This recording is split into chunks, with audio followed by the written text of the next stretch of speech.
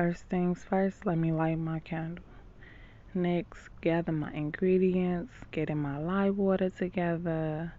Now I'm mixing all my liquid oils and additives.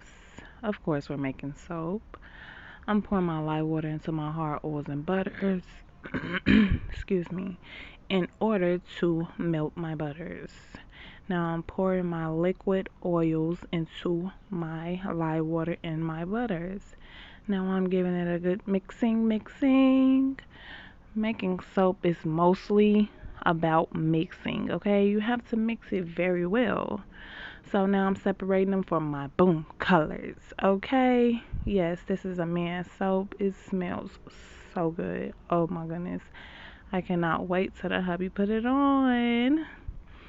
Giving it a good mix. Now we are pouring it into our mold. Yes. If you would like to see the cuts, make sure you subscribe to my YouTube channel, follow my Instagram, StylesbyLailani, and you will see it. Thank you.